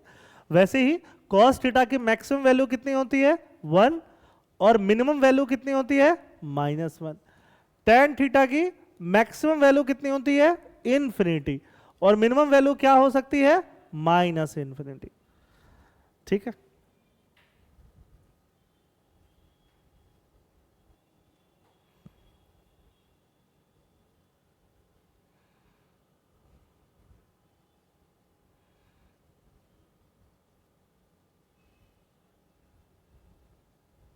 इसका मतलब समझते हो ना, साइन थीटा बड़ा होगा किससे, -1 से, एंड इक्वल होगा किसके, -1 के। 1 बड़ा होगा किससे, साइन थीटा से, और इक्वल होगा किसके, साइन थीटा के। मतलब 1 हमेशा बड़ा होगा या इक्वल होगा साइन थीटा से, -1 से हमेशा बड़ा होगा या इक्वल होगा साइन थीटा, ठीक है ना। अभी तो हम लोगों ने परपेंडिकुलर बाई हाइपोटेनस वगैरह समझा है। अब परपेंडिकुलर को तो निगेटिव में होना पड़ेगा साइन थीटा को माइनस में होने के लिए, समझ में आई बात। तो कई बार हम थीटा को प्लस में या माइनस में लेते हैं, है ना। ऊपर वाला आगे बताएंगे, ऊपर वाला थीटा प्लस, नीचे वाला माइनस। तो परपेंडिकुलर की अगर हम माइनस में वैल्यू लेंगे जस्ट साइन कन्वेंशन के लिए, तो साइन थीटा किस में आ जाएगा, माइनस में आ जाएगा। कुछ नहीं है, साइन कन्वेंशन है, प्लस और माइनस, ठीक है, ठीक है। यहां तक कुछ डाउट हो तो बताओ। अब देखो, अब एक एक करके हम वैल्यूज लिख लेते हैं, है ना। जो भी इंपॉर्टेंट वैल्यू है जो आपको याद रखनी है वो एक बार लिख लेते हैं। याद कौन कौन सी वैल्यू रखनी है, आपको सिर्फ 2 वैल्यूज याद रखनी है। एक कौन सी वाली वैल्यू याद रखनी है, साइन थीटा की, और एक कौन सी वाली वैल्यू याद रखनी है, कॉस थीटा की, ठीक है। कहाँ कहाँ से याद रखनी है, 0 डिग्री, और कहाँ याद रखनी है, 30 डिग्री, और कहाँ याद रखनी है, 60 डिग्री, और कहाँ याद रखनी है, 90 डिग्री, और कहाँ याद रखनी है, 120 डिग्री, और कहाँ याद रखनी है, बीच में 45 छूट गया, 45 डिग्री, और कहाँ याद रखनी है, 135 डिग्री, और कहाँ याद रखनी है, 150 डिग्री, 1 कहाँ याद रखनी है, 180 डिग्री। यहाँ तक याद रखनी है, ठीक है, टेंशन नहीं लो, याद हो जाएगा, ऐसे हलवा है, ठीक है। 0 30 डिग्री का मतलब डिवाइड करोगे तो क्या आएगा, π/6। 45 डिग्री डिवाइड करोगे तो क्या आएगा, π/4। 90 डिग्री डिवाइड करोगे तो क्या आएगा, 60 डिग्री आ गया ना, ये क्या आएगा, π/3। ये क्या आ जाएगा, π/2। ये क्या आएगा, 2π/3। ये क्या आएगा, 3π/4। ये क्या आएगा, बोलो, ये क्या आएगा, पाई, ये बोलो कितना आएगा, ये कितना आएगा यार, 150 डिवाइड बाई 180, पाई कितना आ जाएगा,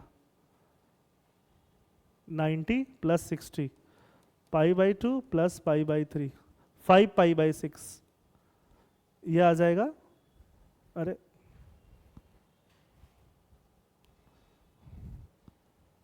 ये आ जाएगा 5π/6, और ये क्या आ जाएगा, 2π।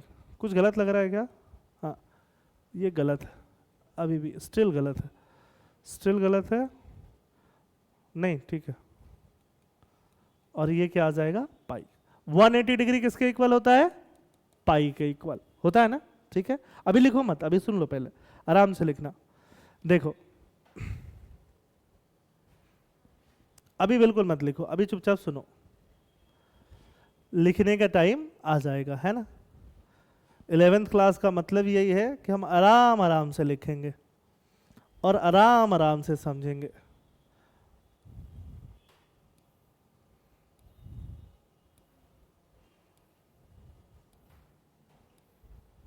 हमने कुछ नहीं किया है, पाई को रेडियन में कन्वर्ट करके लिख दिया है बस। समझ में आ रही बात? ठीक है। साइन 0 की वैल्यू हमने पढ़ा था क्या होता है 0। साइन 90 की वैल्यू हमने पढ़ा था क्या होता है 1। फिर साइन 180 की वैल्यू वापस से क्या हो जाती है 0। फुल सर्कल कंप्लीट होता है। कॉस कॉस थीटा 0 की वैल्यू हमने पढ़ी थी 1। कॉस 90 की वैल्यू हमने पढ़ी थी 0। और कॉस 180 की वैल्यू होती है -1। क्या होती है -1। जैसे जैसे एंगल बढ़ता है साइन की वैल्यू 0 से 1 तक बढ़ती जाएगी, है ना। पहले साइन की वैल्यू हाफ होगी, फिर साइन की वैल्यू 1/√2 होगी, फिर साइन की वैल्यू √3/2 होगी। समझ में आई बात? और 1 के बाद घटती जाएगी वापस से। इधर √3/2 है, इधर भी √3/2 होगी। उसके उधर 1/√2 है, इधर 1/√2 होगी। उसके उधर 1/2 है, इधर वापस से 1/2 होगी। घटते घटते 0 हो जाएगी। समझ में आई बात? है ना। इधर वापस आओ, इधर 1 से 0 तक साइन की कॉस की वैल्यू क्या होगी डिक्रीज करेगी। तो सबसे बड़ा इसमें कौन सा होता है √3/2। फिर 1/√2। 1/√2 पे कॉस साइन क्या रहेगा बराबर 45 डिग्री पे। क्योंकि 45 डिग्री एंगल कब आएगा 45 डिग्री एंगल तभी आएगा जब परपेंडिकुलर और बेस क्या हो इक्वल हो। जब दोनों इक्वल हो जाएगा तो कॉस भी इक्वल और साइन भी इक्वल, है ना। 60 डिग्री पे कॉस की वैल्यू क्या आ जाएगी 1/2 और इधर में माइनस आ जाएगा, है ना। कॉस की वैल्यू यहाँ 0 से लेके -1। इसको पलट दो 1/2 की जगह -1/2। इसको पलट दो -1/√2। इसको पलट दो -√3/2। टेंशन लेने का जरूरत नहीं है, ये खुद ब खुद याद हो जाएगा। अभी के लिए लिखो, फिर मैं याद कराता हूँ।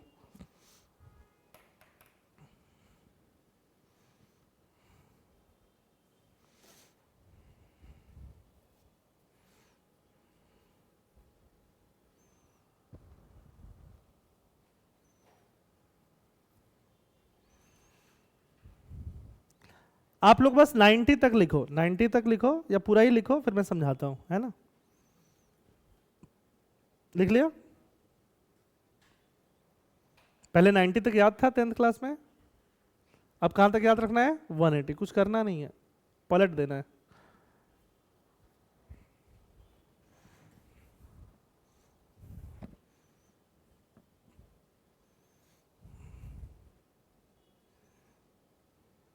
ठीक है, लिख लो।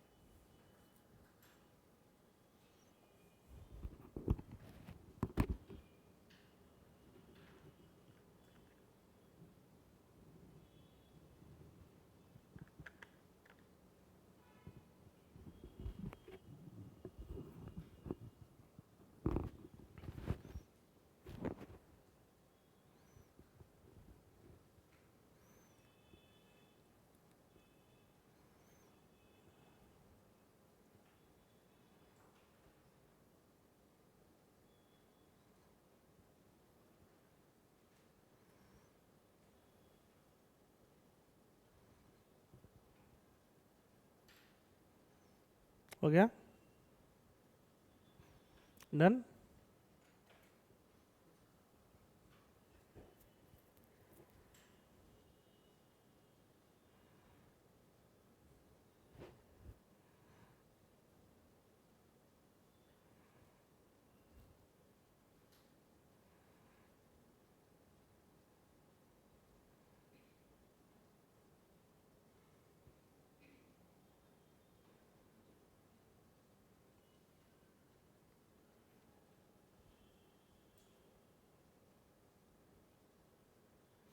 लिख लिया आप लोगों ने? अच्छा देखो, वापस से सुनते हैं क्या होता है।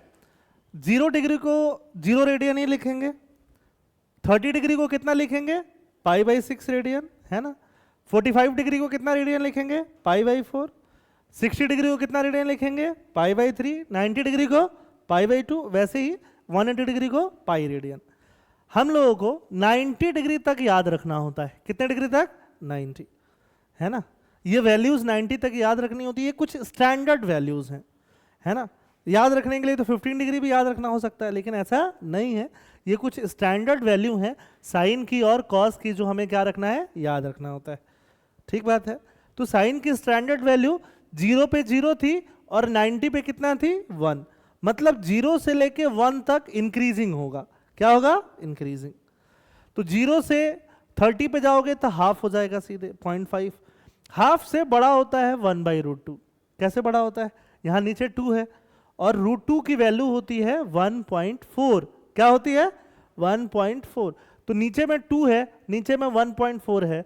यहाँ पे 2 डिवीजन करना है, यहाँ सिर्फ 1.4 डिवीजन करना है। कौन सा बड़ा होगा, ये वाला। समझ में आई बात। यहाँ एक एप्पल को 2 लोगों में देना है, यहाँ एक एप्पल को एक आदमी और एक बच्चे में देना है। किसमें ज़्यादा हिस्सा मिलेगा तुमको, इसमें मिलेगा। समझ में आ रही बात, ठीक है। यहाँ पे क्या है, √3/2। √3 का मतलब 1.7। अब यहाँ पे देखो 1/2 है, यहाँ पे 1.7/2 है। एक एप्पल में 2 डिवीजन, यहाँ 1.7 एप्पल में 2 डिवीजन, ये बड़ा हो गया। फिर उससे बड़ा 1 हो जाता है। ठीक है। कॉस की वैल्यू 1 से कहाँ तक जाती है, 0। जो यहाँ 60 का होता है वो इसका 30 का होता है। 45 पे क्या आएगा, सेम ही आएगा, क्योंकि 45 पे परपेंडिकुलर और बेस क्या होंगे, इक्वल होंगे। और 30 वाली वैल्यू कहाँ पे आ जाती है, 60 पे आ जाती है। ठीक है। अच्छा, अब 90 के बाद क्या होता है, व्हाट हैपेंस आफ्टर 90। 90 के बाद 90 के जस्ट पहले क्या है, 60। तो 60 के बाद क्या आ जाएगा, 30 डिग्री पीछे है, 30 डिग्री आगे जाओ। तो साइन वाली वैल्यू √3/2 की वापस रिपीट हो जाती है, √3/2। फिर 60 के बाद 45, तो 120 से 15 डिग्री और ऐड कर लो। यहाँ पे ये 15 डिग्री माइनस हो रहा है, यहाँ पे ये 15 डिग्री ऐड कर लो। तो ये वैल्यू जो आएगी वही सेम वैल्यू आएगी। समझ में आई बात। फिर वापस ये जो वैल्यू आएगी 1/2, सेम वैल्यू आएगी, और 0 का 0। मतलब साइन की वैल्यू 0 से 1 तक बढ़ेगी, फिर 1 से 0 तक घट जाएगी। साइन की वैल्यू यहाँ से 0 से लेके 1 तक बढ़ेगी, फिर 1 से 0 तक ऐसे घट जाएगी। समझ में आई बात। 0 से 1 तक बढ़ेगी, फिर 1 से 0 तक घट जाएगी। वापस 0 कब होगा, जब साइन का एंगल कितना हो जाएगा, 180 डिग्री। समझ में आई बात। और साइन की यहाँ पे मैक्सिमम वैल्यू क्या मिल रही है हम लोगों को, 1 मिल रही है। हाफ, 1/√2, √3/2 होते होते 1, फिर घटते घटते 0 हो जाएगी। आई बात समझ में, है ना। अच्छा, कॉस की वैल्यू कैसे होगी, कॉस की वैल्यू 1 से 0 होती है, फिर 0 से अगली बार कहाँ जाती है, -1 तक जाती है। ठीक है। इसका 0 से 1 हुआ, 1 से 0 हुआ, फिर 0 से -1 होगा, फिर -1 से 0 होगा, फिर 0 से आगे 1 होगा। 180 से आगे भी हम कैलकुलेशन कर सकते हैं, बट रटने की जरूरत नहीं है। इसको भी याद रखना, नहीं भी रखोगे तो काम चलेगा। समझ में आई बात, है ना। बस ये ट्रिक अप्लाई कर लेना है। ठीक बात है। ट्रिक कैसे होता है वो भी बताऊंगा। यहां तक समझ में आ रही है सारी चीजें, कोई दिक्कत तो नहीं है। ठीक है। अब आगे चलते हैं हम लोग, आगे चलते हैं। हम लोग पढ़ते हैं ASTC रूल। क्या पढ़ते हैं हम लोग, ASTC रूल। ASTC रूल मतलब A फॉर होता है ऑल, A फॉर क्या होता है, ऑल।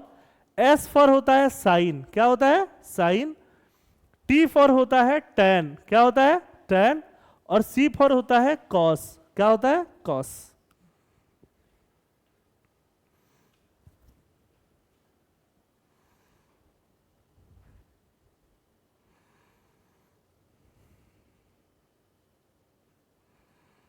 ठीक है।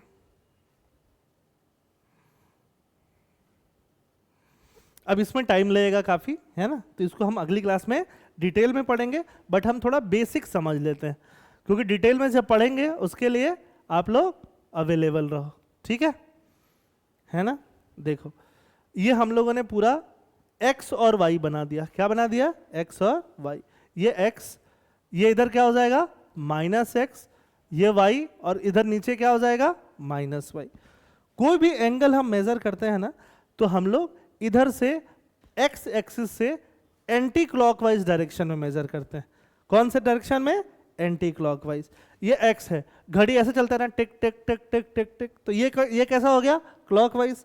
तो ये कैसा हो जाएगा? Anticlockwise. तो all the angles are measured in the anticlockwise direction from which axis? X axis. ठीक बात है। तो यहां से एंगल मेजर करोगे तो ये मेजर करते करते यहां पे कौन सा एंगल आएगा बेटा? 90 डिग्री या पाई बाई 2। यहां पे कौन सा एंगल आएगा? 180 डिग्री या पाई आएगा। यहां पे कौन सा एंगल आएगा बोलो? 270 डिग्री या कौन सा एंगल आएगा? 3 पाई बाई 2। यहां पे कौन सा एंगल आएगा? 360 डिग्री या 2 पाई। क्लियर है मामला? है ना? अब देखो एएसटीसी रूल का मतलब क्या है कि हमारे पास ये जो चारों चीजें दिख रही हैं ना, इसको हम बोलते हैं फर्स्ट क्वाड्रेंट। क्या बोलते हैं? First quadrant. क्वाड मतलब 1/4 पार्ट। इसको हम बोलते हैं सेकंड क्वाड्रेंट। क्या बोलते हैं? Second quadrant. इसको हम बोलते हैं थर्ड क्वाड्रेंट। क्या बोलते हैं? Third quadrant. और इसको हम बोलते हैं फोर्थ क्वाड्रेंट। क्या बोलते हैं? Fourth quadrant. समझ में आई बात? क्या बोलते हैं इसको? Fourth quadrant. ठीक है ना? समझ में आई बात? देखो अब x को हम ले लेते हैं, x को क्या ले लेते हैं? बेस। y को क्या मान लेते हैं? परपेंडिकुलर। ठीक बात है। अब सुनो, ध्यान से सुनो। जब x y को बेस मानोगे, x इधर पॉजिटिव होगा, इधर भी y क्या होगा? पॉजिटिव होगा। तो जब बेस और परपेंडिकुलर दोनों पॉजिटिव होंगे, हाइपोटेनस भी पॉजिटिव है, हाइपोटेनस का हम वैसे जिक्र नहीं करते हैं, तो चाहे साइन थीटा हो, चाहे कॉस थीटा हो, चाहे टैन थीटा हो, 0 से लेके 90 डिग्री तक ये सारे के सारे क्या होते हैं? पॉजिटिव होते हैं, है ना? इसीलिए नाम क्या है? ऑल। A for all. मतलब फर्स्ट क्वाड्रेंट में ऑल पॉजिटिव होता है। क्या होता है? All positive. समझ में आई बात? अब सेकंड क्वाड्रेंट में आते हैं। ए के बाद क्या आता है? साइन, एएसटीसी में। तो सेकंड क्वाड्रेंट में सिर्फ और सिर्फ साइन थीटा क्या होगा? पॉजिटिव। बाकी कॉस थीटा क्या हो जाता है? निगेटिव। और टैन थीटा क्या हो जाता है? निगेटिव। सोचना भी आसान है। देखो साइन थीटा क्या होता है? Perpendicular by hypotenuse. परपेंडिकुलर तो अभी भी पॉजिटिव है, बेस -x हो गया कि नहीं हो गया? बेस क्या हो गया? निगेटिव। बेस निगेटिव होगा तो कॉस भी निगेटिव और टैन भी निगेटिव। समझ में आई बात? बेस निगेटिव हो गया तो कॉस भी निगेटिव और टैन भी निगेटिव। समझ में आ गई बात? तो सेकंड क्वाड्रेंट में साइन थीटा क्या होता है? पॉजिटिव। कॉस और टैन क्या होते हैं? निगेटिव। रुक जाओ, थर्ड क्वाड्रेंट में आओ। थर्ड में परपेंडिकुलर भी निगेटिव, बेस भी निगेटिव, दोनों निगेटिव होगा तो टैन थीटा को तो मजा आ जाएगा। Negative negative positive. तो इसमें कौन पॉजिटिव होगा बेटा? बताओ। टैन थीटा क्या होगा? पॉजिटिव। देखो T for tan. Sine theta क्या होगा बोलो? निगेटिव। और कॉस थीटा क्या होगा बताओ? निगेटिव। तो इस क्वाड्रेंट में ये सब क्या होते हैं? Negative positive. लास्ट में आ जाओ। लास्ट क्वाड्रेंट में परपेंडिकुलर अभी भी क्या है? निगेटिव, है ना? बेस क्या है? पॉजिटिव। तो बेस पॉजिटिव तो कॉस थीटा क्या हो जाएगा बोलो? पॉजिटिव। साइन थीटा क्या हो जाएगा बोलो? निगेटिव। और टैन थीटा क्या हो जाएगा बोलो? निगेटिव। ठीक है। इस क्वाड्रेंट में कॉस थीटा, इसमें ऑल पॉजिटिव, इसमें सिर्फ साइन पॉजिटिव, इसमें टैन पॉजिटिव, इसमें कॉस पॉजिटिव। समझ में आई बात? ठीक है, फिर समझाता हूं। लिखो, वैसे तो लंबा टॉपिक है, इसको समझाने में मैं कम से कम 15-20 मिनट तो लगेगा, तो अभी लिखवा ही दिया तो समझ भी लो। इसका एप्लीकेशन देखेंगे अगले क्लास में डिटेल में, है ना?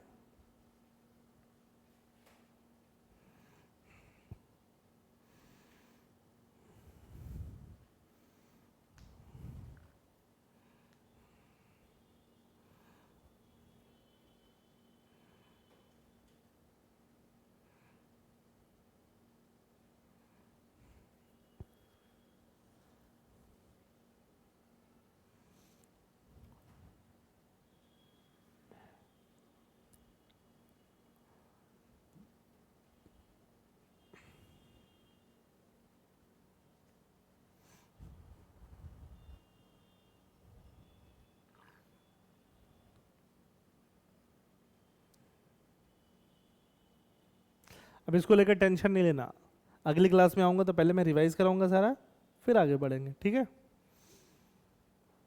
अगली क्लास थोड़ा लेट से आऊँगा मैं, लेट मतलब टाइम में लेट नहीं, थोड़ा बाद में आएगा, देर से आएगा, फिर जल्दी जल्दी आएगा। नेक्स्ट क्लास में भी मेरा आप लोगों का 10 दिन बाद हो, ठीक है, बट उसके बाद हर 2-3 दिन बाद मेरी एक क्लास आ जाएगी, ठीक है। तो 10 दिन में भूल मत जाना, मुझे भूल जाओ, इसको नहीं भूलना, है ना।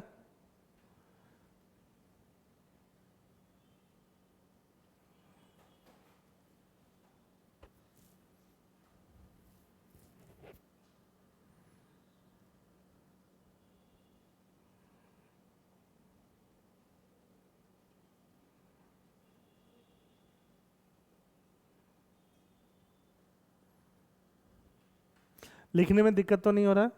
हो रहा है तो फिर बड़ा बना दो दूसरे पेज पे, खैर वे तो पूरा फुल पेज वैसे ही है।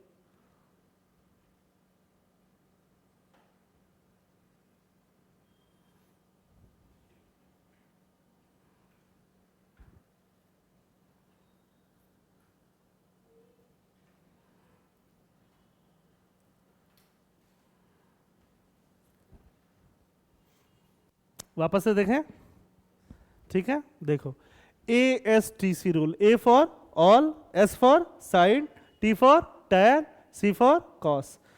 तो पहला जो क्वाड्रेंट है इधर वाला, इसको क्या बोलते हैं? फर्स्ट। इसको क्या बोलते हैं? सेकंड। इसको क्या बोलते हैं? थर्ड। इसको क्या बोलते हैं? फोर्थ। क्योंकि एंगल का कैलकुलेशन कैसे होता है? ऐसे होता है, यहाँ पे 0 डिग्री, यहाँ पे 90, यहाँ पे 180, यहाँ पे 270, यहाँ पे 360। यहाँ से यहाँ कहीं भी एंगल 0 से 90, तो एंगल 0 से 90 रहेगा तो साइन कॉस टेन सब किस में आएंगे? पॉजिटिव आएंगे। एंगल 90 से 180 के बीच में रहेगा तो सिर्फ साइन क्या होगा? पॉजिटिव। कॉस और टेन क्या होंगे? नेगेटिव, है ना, क्योंकि साइन थीटा क्या होता है? Perpendicular by hypotenuse. तो देखो परपेंडिकुलर तो अभी भी पॉजिटिव है, लेकिन बेस क्या हो गया? नेगेटिव हो गया। तो बेस नेगेटिव होने से कॉस और टेन क्या हो जाएंगे? नेगेटिव। यहां आओ, इसमें बेस भी नेगेटिव और परपेंडिकुलर भी नेगेटिव, दोनों नेगेटिव होगा तो टेन पॉजिटिव हो जाएगा, लेकिन ये दोनों नेगेटिव रह जाएंगे। यहां आओ, इसमें आओ, परपेंडिकुलर नेगेटिव लेकिन बेस पॉजिटिव, बेस पॉजिटिव होगा तो कॉस पॉजिटिव, लेकिन ये दोनों क्या हो जाएंगे? नेगेटिव हो जाएंगे। समझ में आई बात? तो 0 से 90 तक ऑल पॉजिटिव, 90 से 180 तक सिर्फ साइन पॉजिटिव। 90 से 180 देखते हैं, 90 से 180 देखो, यहां तक साइन क्या आ रहा है? पॉजिटिव, लेकिन कॉस क्या आएगा? नेगेटिव। समझ में आई बात? तो हमें रटने की जरूरत है नहीं है, हमारे दिमाग में क्या होना चाहिए? ASTC rule. ASTC भी भूल जाए तो परपेंडिकुलर और बेस, परपेंडिकुलर बेस पॉजिटिव है, यहां सब पॉजिटिव, परपेंडिकुलर पॉजिटिव है, साइन पॉजिटिव, बेस नेगेटिव है, दोनों नेगेटिव, है ना। यहां पे बेस और परपेंडिकुलर दोनों नेगेटिव हैं तो साइन कॉस दोनों नेगेटिव, लेकिन दोनों नेगेटिव है, दोनों कट जाएगा तो टेन पॉजिटिव। आई बात समझ में? फिर ये कॉस पॉजिटिव, बाकी दोनों नेगेटिव। ये समझ में आया? इसको क्या बोलते हैं हम लोग? ASTC rule. अभी आप देख के इतना बता पाओगे कि अगर मैं बोलूं टेन 180 से थोड़ा बढ़ा दो 200 डिग्री, तो तुम बोलोगे सर उसका वैल्यू तो मुझे नहीं पता, बट मैं बोल सकता हूं कि टेन 200 कुछ भी हो पॉजिटिव ही होगा। समझ में आई बात? कॉस 200 कुछ भी हो नेगेटिव ही होगा, साइन 200 कुछ भी हो नेगेटिव ही होगा, है ना। 270 से बढ़ाओ 300 करो, कॉस 300 कुछ भी हो पॉजिटिव ही होगा, साइन 300 कुछ भी हो नेगेटिव ही होगा, टेन 300 कुछ भी हो नेगेटिव ही होगा। पॉजिटिव नेगेटिव तो बता पाएंगे ना। और जैसे ही यहां एक चक्कर लग गया, कितना डिग्री कंप्लीट? 360। एक और लगेगा, वापस कितना कंप्लीट? 720। एक और लगेगा, कितना कंप्लीट? 1080 डिग्री। समझ में आई बात? अब मैं बोलूं 1080 डिग्री से थोड़ा बढ़ा दो, 1100 डिग्री क्या होगा? तो एक चक्कर में 360, दूसरे में 720, तीसरे में 1080, फिर 20 डिग्री तो इसी में आ जाएगा, तो सब क्या हो जाएगा? पॉजिटिव हो जाएगा। अब ये सारी चीजें जो बोला वो अगले दिन लिखवाएंगे। समझ में आई बात? This has just begun. इस पे हम ढेर सारा काम अगले दिन करेंगे। समझ में आई बात? Trigonometry will still run for 1 and 2 classes. Main तो ट्रिग्नोमेट्री ही है ना। फिर डिफरेंशिएशन इंटीग्रेशन होता है जो आगे हम लोग समझेंगे, जो पहले आपने नहीं पढ़ा, ये तो फिर भी थोड़ा बहुत पढ़े हुए हो। ठीक है, ठीक है। फिर see you in the next class. अभी तक समझ में आया? कुछ डाउट हो तो पूछ लो एक एक करके। आपको कुछ डाउट है बेटा? पक्का आपको? पूछो पूछो, don't worry about it, don't hesitate, पूछो। कुछ भी वो है डिस्कम्फर्ट है तो पूछो। पक्का? अरे श्योर? बोलो ना, बोलो, कोई दिक्कत नहीं है, पूछो ना, फिर पूछो। थर्ड क्वाड्रेंट में क्या डाउट आ रहा है बताओ? थर्ड क्वाड्रेंट में देखो, हम लोग tan थीटा पढ़ते हैं ना, tan theta is perpendicular by base. Third quadrant ऐसे आ रहा है ना, इधर -x इधर -y, तो ये तुम्हारा परपेंडिकुलर भी नेगेटिव, बेस भी नेगेटिव, नेगेटिव नेगेटिव पॉजिटिव, यही तो था। ये डाउट था, कुछ और था? नहीं नहीं, कुछ और है। वो वाला, अच्छा तो ये बोलो, जीरो से अगर मान लो तुमको पूछा जाए 360 डिग्री, वो तो खैर आगे और भी क्वेश्चन करेंगे, 1100 डिग्री का बताओ, साइन 1100 डिग्री पॉजिटिव होगा कि नेगेटिव? तो 1100 degree is nothing but 360 into 3 plus 20 degree. समझ में आई बात? तो 360 हम जाएंगे तो एक बार एक राउंड कंप्लीट, दूसरा राउंड 720 में कंप्लीट, तीसरा राउंड 1080 में कंप्लीट, इससे कितना डिग्री और ऊपर जाना है? 20। This is in the first quadrant, तो साइन विल बी पॉजिटिव। अब क्लियर है? लेकिन ये सब क्वेश्चन हम लोग करेंगे, डोंट वरी अबाउट इट, खाली बोल के नहीं छोड़ दूंगा कि हो गया। ठीक है, ठीक, अभी तो टाइम हो गया इसलिए छोड़ दे रहे हैं, है ना। We will do more questions on this, more क्या, काफ़ी सारा क्वेश्चन करेंगे, है ना। साइन 330 की वैल्यू तुम लोग निकालोगे, तुमको बस इतना याद रखना है, आधा, वो पूरा भी नहीं, बाकी वैल्यू तुम लोग खुद निकाल पाओगे। आई बात समझ में? विद द हेल्प ऑफ कौन सा रूल? ASTC rule. ठीक है, तो ASTC rule has just started and we will do so many question on ASTC rule. Is that okay? आप कंफर्टेबल हो? पक्का? Last bench? ठीक है, ओके, ठीक है, see you in the next class, thank you.